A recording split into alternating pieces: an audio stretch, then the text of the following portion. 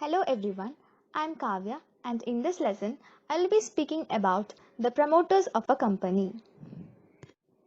The lesson mainly focuses on the definition of the term promoter, the importance of a promoter in the incorporation of a company, and also the duties and liabilities of a promoter. A promoter is a person who brings about the incorporation and organization of a corporation.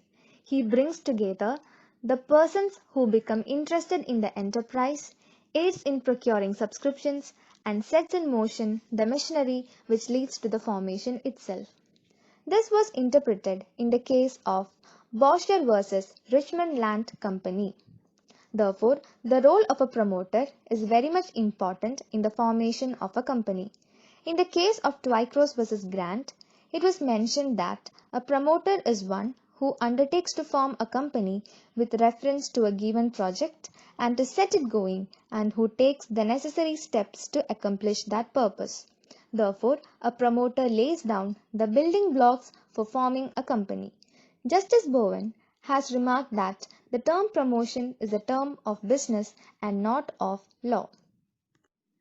A promoter takes part in the formation of a company, gives instructions for the preparation of memorandum and articles, negotiates preliminary contracts, and procures capital for the company.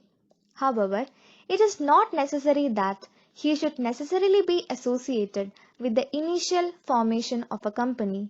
One who subsequently helps to arrange the floating off of its capital will equally be regarded as a promoter. It is very much difficult to determine the exact legal position of a promoter, as the promoter is not a trustee of the company and that the company has not yet come into existence. A promoter occupies a fiduciary position towards the company he promotes. The statutory definition of the term promoter is given under Section 2, Clause 69 of the Companies Act 2013. Promoter means a person who has been named as such in a prospectus or is identified by the company in the annual return referred to in Section 92, or who has control over the affairs of the company directly or indirectly, whether as a shareholder, director or otherwise, or in accordance with whose advice, directions or instructions the board of directors of the company is accustomed to act, provided that nothing in subclause C shall apply to a person who is acting merely in a professional capacity. We have seen in the proviso that subsection C shall not be applicable to a person who is acting merely in a professional capacity. Therefore, a person who acts in a professional capacity is not a promoter. For example, a solicitor who helps in the preparation of the primary documents, or an accountant or a valuer who acts in the professional capacity are not considered to be promoters. But any such person may become a promoter if he helps in the formation of the company by doing an act outside the scope of his professional duty, such as if a person helps in getting a purchaser for the company's patent or shares, then such a person will be considered as a promoter.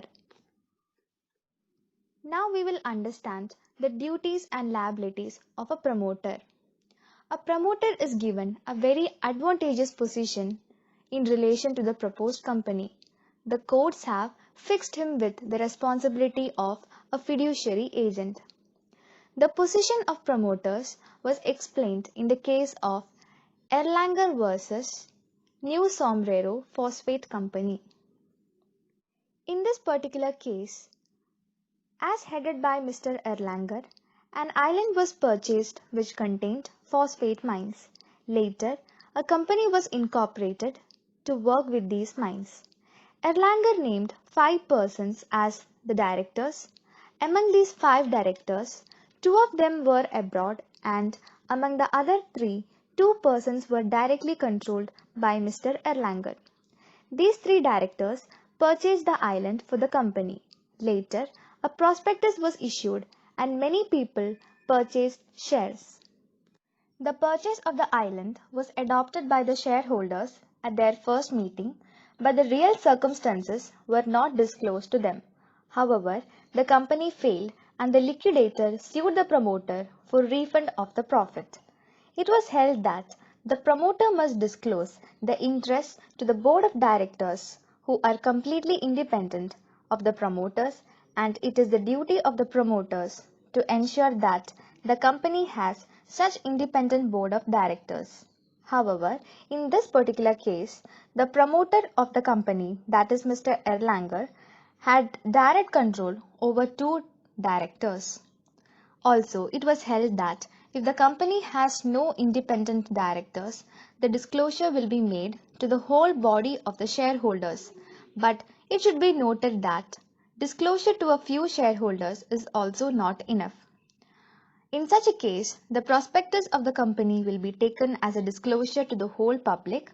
Therefore, the disclosure in the prospectus will be taken as a disclosure to those who subscribe to the shares of a company. In another leading case of Gluckstein versus Barnes, Gluckstein and three others purchased the Olympia exhibition premises and sold them to a company promoted by them and earned profits. This profit was disclosed in the prospectus.